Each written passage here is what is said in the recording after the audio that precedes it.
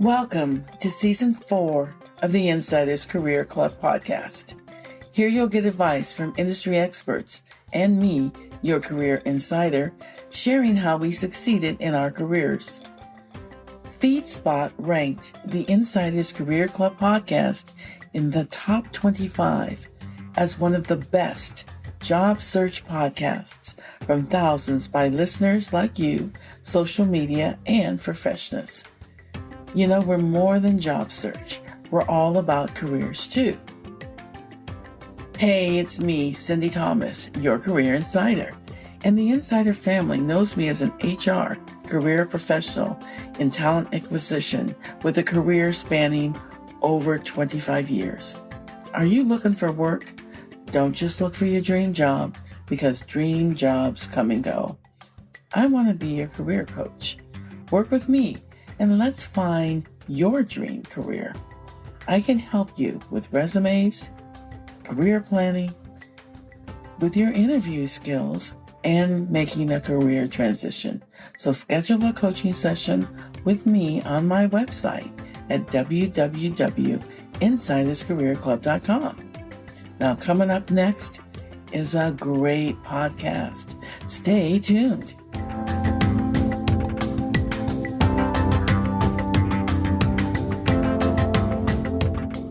Beate Chelette is a growth architect and the founder of the Women's Code, and she provides visionaries and leaders with proven strategies, blueprints, and growth maps that provide them with clear steps to improve business systems, strengthen leadership skills in teams, so that their clients and audiences can maximize profits and scale their impact. She has the ability to inspire, empower, and overcome adversity.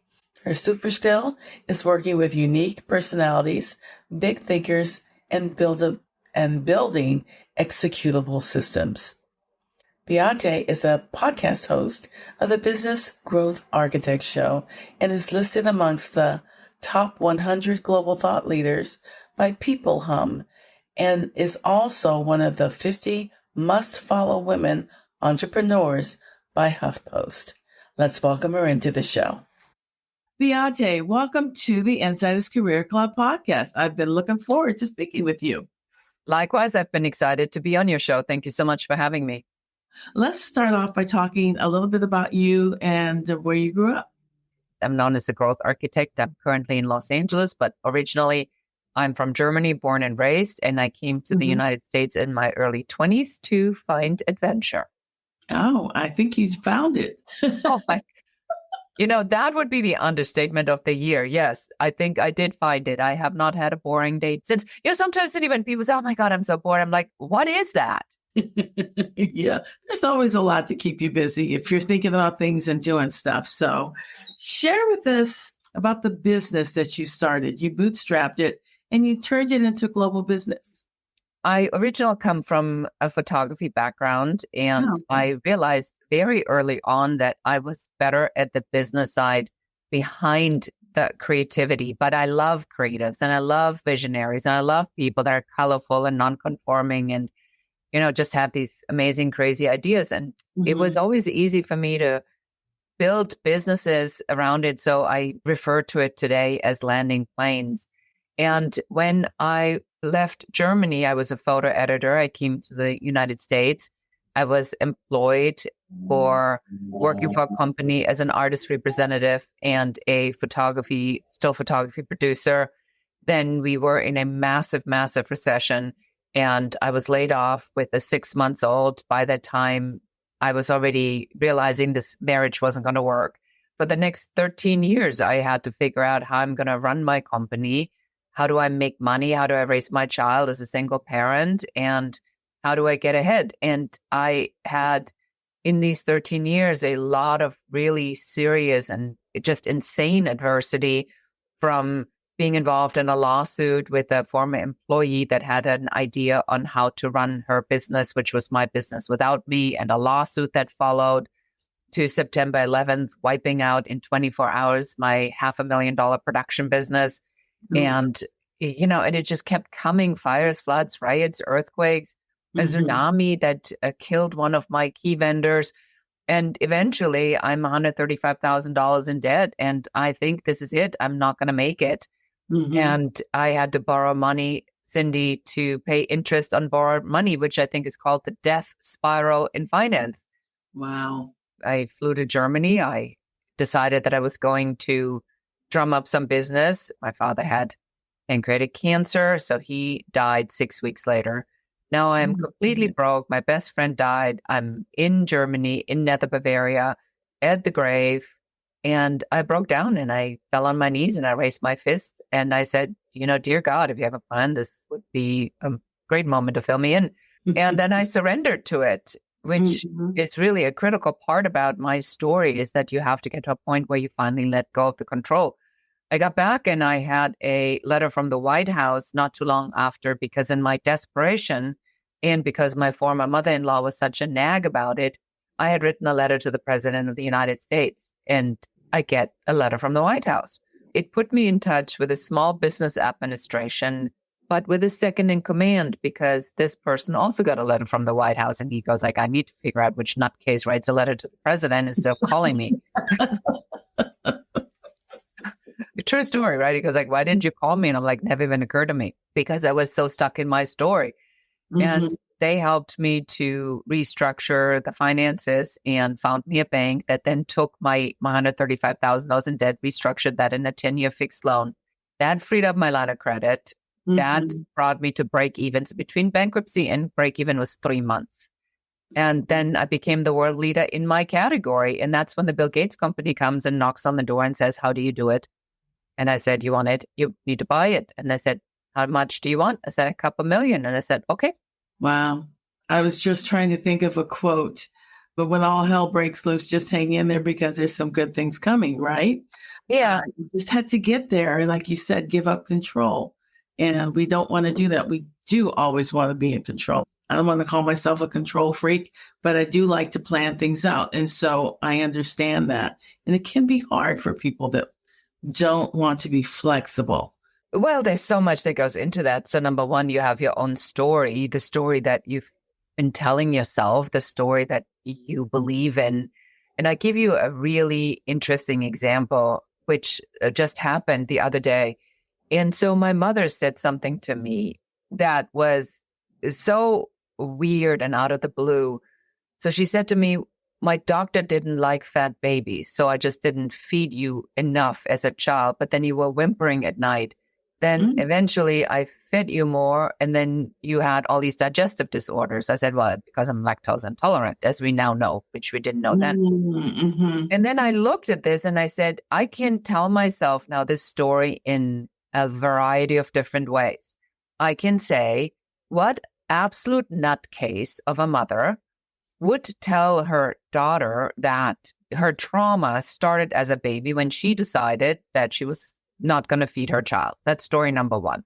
There's story number two, that here is a woman that has no clue about anything and believes that everything the man in the white coat says is correct. And she had the power to stand up to him and then decide that her baby did need food. So that's story number two. Story number three is, what in the world are you telling me this right now? And I know there's a point. I'm waiting for it. and so the point is that at any given time, I have the choice as I surrender, is what you were talking about, to say, what am I surrendering to?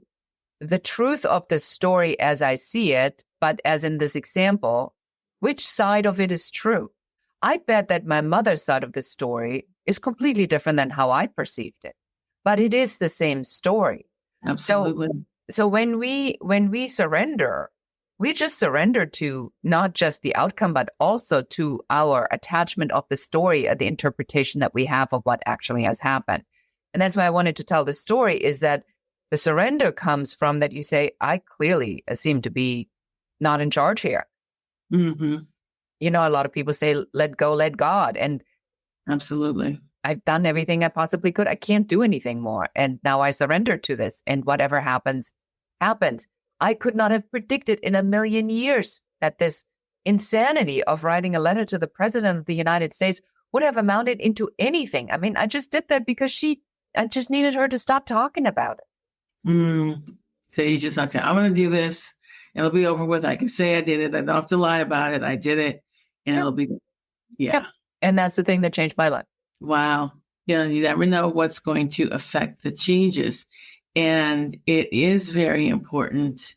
And from what I do as a career coach, for people to be open, because we do get stuck in what we want. We want this, and that's all we can see.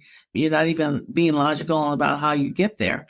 And so you have to be open so that you can get unstuck so that you can make the progress that you need to make.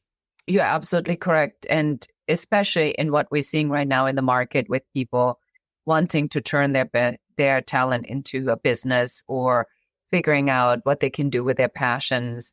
We've seen so much in the corporate space that people that have had the best of intentions and they've put the time and the energy and they've done everything right. And it's not exactly like somebody's handing out rewards right now and saying, you've been amazing and we see who you are. People go like, well, you've been absolutely lovely, but sorry, we don't need you anymore. And I think that people now have a hard time to understand the story that they've been told. If they were to follow a particular pattern, that then there would be somewhat of a guaranteed outcome, right? Because people always say like, why did you get a real job? As if that would be somehow risk-free. Having a job right now is as risky as running your own business because you have no idea what's going to happen next. Absolutely. And I think even though the market and businesses have changed, and I was in talent acquisition, running departments, and also as a consultant, watching the changes in the job market that just happened in my life, where you were expected to, when I started, you get a job, you stay there, they're going to take care of you, you're going to have a pension, all of that, right? And they're going to train you. And businesses did train the individuals that, you could go get an entry-level job somewhere and they train you. Well, in my lifetime, that shifted. And it shifted, I'm thinking, if I could pin it down, it's the early 2000s where there was a shift in that, where business changed and they weren't training. They pulled back on that training that they used to do. And they were looking for individuals that could come in, hit the ground running, and they didn't have to worry about training them so much. And so then the training piece and educational piece, the employer took it off their shoulders and it became the responsibility of the employees. Now, I see with AI coming that there's another shift and there is responsibility now on both sides. Employers need to help their employees get trained in some of the things that they need for their business, but the onus is still on the employee to get the tools and skills and training that they need to be viable in this market. We get sold a bill of goods, but you have to be aware of what's going on around you and see the trends. And you have to look past what people tell you and just be aware. And you will be able to see some of these trends that are happening that are going to affect you. And I think when you're saying that you got sold a bill of goods with regard to, what to expect with work, that's part of that story. Things have changed and you really need to be aware these days of what's going on. Yes, I think you made some really, really excellent points here. Is the company says, the first thing I'm going to cut is training, because in our ideal world, people should be hired for their subject matter expertise. The subject matter expertise, just by the speed of technology. So the word on the street is that Facebook does not make plans beyond 18 months. So now you're in a company that does 5-year, 10-year plans. That's preposterous right now in this market. So they want you to prepare for something in 10 years when the companies that are driving innovation won't even go beyond 18 months. So that is an absolute waste of time. Where would you then get that skill from to make these kinds of predictions? Because that's not your subject matter expertise. So the predictions then come from who? The flavor of the month. Whoever, think about what happened to crypto. So crypto was the answer to everything, and then it just absolutely crashed. And now we know that there was a bunch of crooks that made a whole bunch of money and feels really awkward. Now crypto has a terrible name. Then AI came and everybody was George Orwell is correct. And then we realized that AI actually was going to help us to get our job done much faster, but that everything is in the prompt. Then some weird characters came and decided they were going to give us some prompts, and then everybody's using it. And now the quality of what we're getting back is worse because so much input changes what the machine is learning. If you had 100 smart people putting good input in at first, and now you have 60 million people putting really crappy information in it, the outcome will be changed accordingly.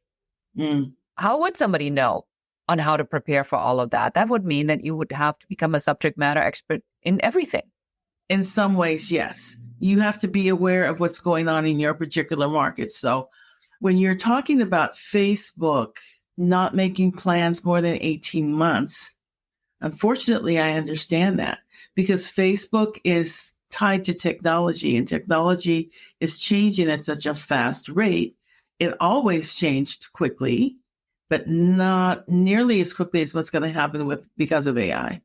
And so businesses trying to structure where they're going and understand what changes they need to do to keep their businesses viable, and then what they need in employees to get that, to meet those missions.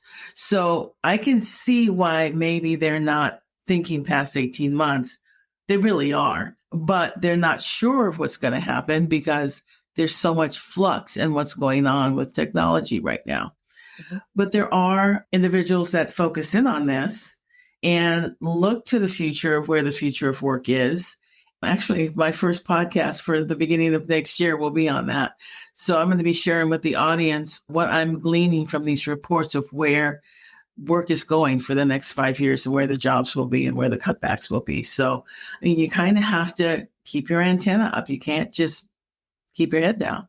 You have to expand your horizons. You know, I used to say, just look to the finances and see what's going on. And if you listen to Squawk on the Street and those other programs like that, you'll get a kind of sense of where business is going. But then you also have to marry that to what's happening and what you see around you. So, I mean, individuals have to become more globally aware, not just of the environment, but what's happening with the world in general from a work perspective, because it's really all related. Everything is related, but I think we touched on some good points here. That number one, you as a employee are required to do more about your subject matter expertise, your authority in the subject, which is what we call it, authority platform building, to make sure that you can demonstrate that authority, and that demonstration of authority equals your value. And that value determines your earning potential as well as your value in the market. Absolutely. You have to prove your value. It's the value add. And so businesses will hire you because you have proven in the past that you've done certain things, and that you, even though the standard has been that you have your BA or BS, master's, PhD, whatever it is, for whatever role you're in. But now businesses are looking at that, but they're also looking at what you've done very closely.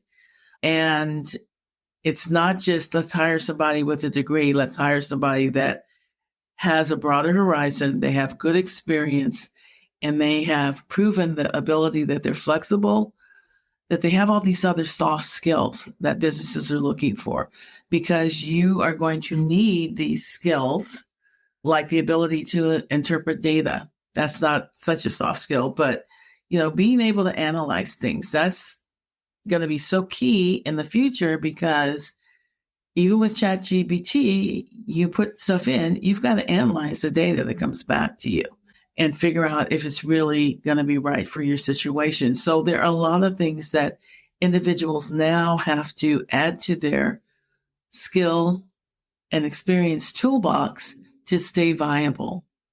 100%. Yeah. I think there is a lot of that lies on our own shoulders. But then within that, I think is a great opportunity, because if I'm already interested in something, then that really gives me a differentiation factor.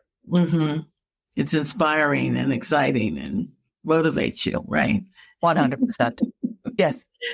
Let's talk a little bit more about you. Tell us what you do as a growth architect. Yeah. So the name growth architect, or why we choose to call it growth architecture, is because I look at this from the perspective of building something. And when you build a house, you need a blueprint. And with the blueprint, some basic questions need to be answered. Where is the property? What are we building? How many people need to be in there? Who does it need to serve for? What's the feeling I want to have? Who are the people I want to invite? What do I want to do in this house? The difference on whether it's a hunting cabin or a beach house or a mansion that houses 3 generations, how you decorate that house or what exactly it is that you're building, that's entirely up to you. We just take you through the process of what it takes to build. Okay. All right. So what are some of the strategies that you use with your clients? I know you have several. The first thing I really look at is the map, the growth map. And the growth map is there's 2 points on this map that we know, that we understand. One is where you are at right now, and one is where you want to go. If I have these 2 pieces, I can pretty much map out a growth map. So when you go camping in the mountains, you know where you're going, you know your camping spot. But the trail decision, you may even have made the trail decision, but exactly which route you're going to go, you may not have fully decided. So there is still some flexibility in the way you go. So I want the map, where we're going, out first.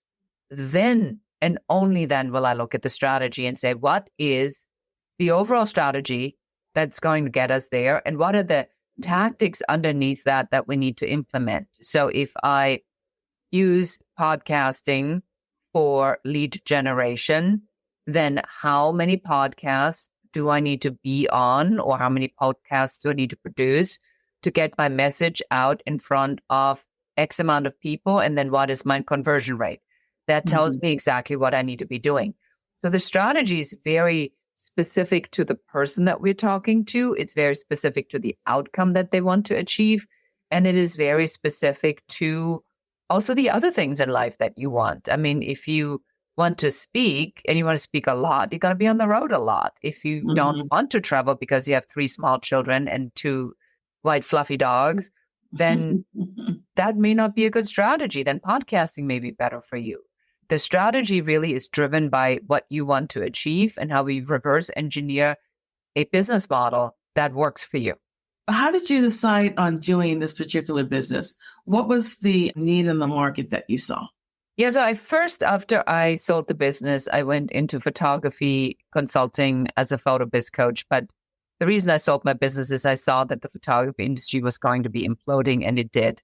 And it was just too difficult for me to watch on how it further and further deteriorated. So I stopped the photography coaching, then choose creative entrepreneurs in general, realized that a lot of people in the creative world are in the creative world so that they can completely eliminate wanting to talk about business. And I didn't want to convince people with great ideas that they really needed to understand the business side. I talked to people, I talked to a lot of creatives, and I have worked with a lot of creatives, but the people that come to me typically know by now that they need a business side of things. That's when I then realized I want to teach people the shortcuts on what does it take to turn your talent into a business, what exactly is involved, and what are the steps. And so there's 3 pieces of the transformational journey that we offer. The first one is, how do you turn the talent into a business? The second is, how do you create a system around what you do, the signature growth system? And the third part is, once you have that clearly outlined, how do you grow and scale? And that's our optimal alignment growth strategy. So we can provide a pretty clear picture of the transformational journey. Okay. So now you are basically being the bridge between creatives and the business side. What are the skills that they need to have to start their own business and run their own business? Because they have to have something going before they get to you, right? Well, they have to have an idea. We just created a quiz. The quiz is called What's Your Talent Worth? And you find it at what'syourtalentworth.com. And when you go there, I've designed an actual profit formula, a calculator that will tell you Pretty exactly, actually. I don't want to say I'm shocked, but I'm kind of a little bit shocked, Sindy, that when I see the numbers people are coming up with, and I'm like, yeah, that sounds about right in my experience. Once they understand what their earning potential is, then we need to find a business model. And then that's why we have to turn your talent into a business, because then we help them to figure out what the model is. And so we've literally just redesigned this because of the market conditions right now. Because in the first couple pieces, you need to figure out, now that I know that I can make this much money, what is it that I'm actually building? And then the second 6 module are on actually building it. Oh, okay. All right. Can you explain the concept of niche sizing and what makes it essential? So Nitchesizing is a term that I came up with. I always hear people say, get rich in the niche. And I find that very difficult for people that have subject matter expertise, right? Sindy, like, so you have corporate experience, you have now entrepreneur experience. So if somebody would say, what's the niche? Then you would have to be, what are they expecting you? So you say, well, I focus on women between 32 and 42 that are in technology and now do X. But that would be only a fraction of what you know how to do. So it's almost like it's insulting because you know so much more than this one particular part. You go like, no, I've worked with men. I work with people in other industries. I have a lot more experience. And so this nichesizing idea, I looked at this, I said, you know what, I got to call BS on that a little bit here, because my expertise is the transformation journey and the shortcuts that I can provide. So what if we then take this and we formulate this as a signature system, and the system becomes the niche? Ah, okay. All right. Now, what is it about your work that you find attractive and fulfilling? When I have people that have gone through my programs and out of the blue, a year, 2, 3 years later, they tell me that they have multiple 6-figure or 7-figure businesses, and that the work we did was pivotal to their success, there's just no other feeling like it. Kind of sounds like what I felt when I got people hired and they were happy. How can it not be? I mean, that is so incredibly fulfilling. And I think that also comes with a certain age, because, you know, as we go through the stages and decades of our lives, in the first part of our lives, we figure out who we are. And I think in the other parts of our life, we figure out where we belong. And in the other parts of our lives, we figure out what we can contribute and our legacy and how we want to be remembered. And I think we become a lot more focused on giving more. Yeah, and I think the younger generation is really focused in on that. They're more in tune with world events and what's important in some senses. I think they still need to grow a little bit, but they're looking at it from a bigger perspective than I know I did when I was their age. So that's absolutely true. What would you suggest that listeners do if they want to become an authority in their industry? Well, the first thing I want you to do is go take the quiz, find out what your earning potential is. You know, do something. Go and say, well, if I have this dream, go to whatsyourtalentworth.com and literally calculate what your earning potential is. And then I want you to look at that number and say, how do I feel about this number? Do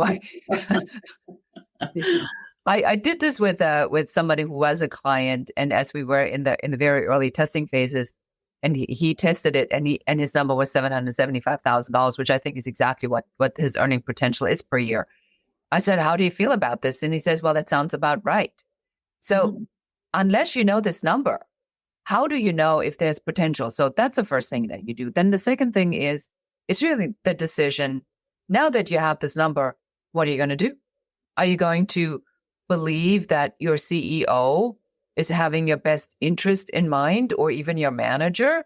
Absolutely not. They're in it for themselves. And if it's between you and them, they're going to pick themselves at any given day, believe me. Then you need to decide on whether or not you want to try it as a side hustle first, or whether you want to set it up and immediately take the leap, and what it takes to do that.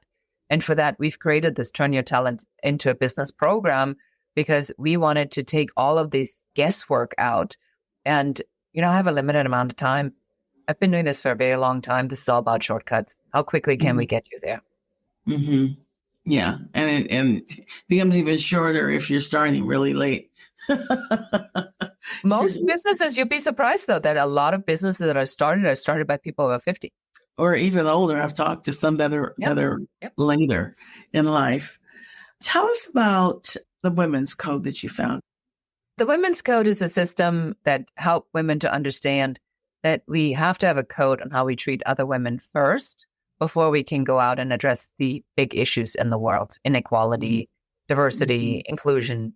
But if we keep fighting with each other and if we keep taking each other down, we'll never address the big issues out there. I mean, do you think there's a man in this world that will not see that half of the competition is taking each other down, that will say, well, if half of my competition eliminates themselves, why would I interfere? And that's so true. You know, I mentioned to you, I started this women's group on LinkedIn, and it really is for women to support each other and share their experiences and learn from each other. It's amazing how many women undercut other women. It's the fear of having them, I guess, be better than you are. You know, you think that's taking away from your skills and talents and abilities, and it's really not. And it's that fear factor or fear mentality that drives that there's only so much. And if you get it, I don't get it. Yeah, that really needs to change. So I love that. Absolutely love that. So if someone wanted to learn more about you or your business or find out more about your podcast, because we didn't really talk about that, where should they go to learn more? Yeah, so my podcast is called The Business Growth Architect Show. It's all about strategies and how do you run businesses successfully. And we have guests that are very specific about one particular thing, like sales or lead generation or search engine optimization. And we'll break it down so that it's easy to understand. I definitely encourage specifically your listeners, Sindy, to go to the quiz and to whatsyourtalentworth.com and check that out. And I'll be very curious to see what your number says. And then if you see that number and you want to do something with it, by all means, schedule a complimentary uncovery session. Just make sure you mention this show so we can get you priority treatment. And it is at uncoverysession.com. Glad to gift all your listeners to a conversation to see if there is something there that they should be exploring. Okay, I'll be sure to mention that in the liner notes. And what is your website? BeateChelette.com. Okay. Would you like to spell that for everyone? Yes, it's BeateChelette, but we also forward the domain growtharchitect.xyz to it. So maybe that's easier, growtharchitect.xyz. Okay, wonderful. Well, it has been my pleasure to speak with you this morning. I've been looking forward to this conversation for a while, as I mentioned earlier. Thank you, Sindy. It's been equally delightful.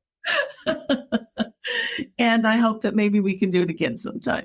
Wonderful. Thank you so much for having me. I appreciate you. Oh, you're welcome. I appreciate you as well. Thanks for listening today. Your support's a blessing. And if you enjoyed the podcast, give us a positive rating on Apple. Now, my podcasts are released every 2 weeks on the first and third Wednesdays. I need your support. Keep listening and share these career-changing, elevating podcasts with your friends, coworkers, and family. In addition to the major sites, you can find them on my website at www.insiderscareerclub.com. Do you need career help? I can help you get yourself on the right career track. Sign up for a career coaching call with me today. Now, before you go, let's speak victory over you. You've got a bright future. Good breaks are looking for you. The right people and divine connections are headed your way. And new doors are about to open for you. Believe it and stay open to it. Until next time, take care.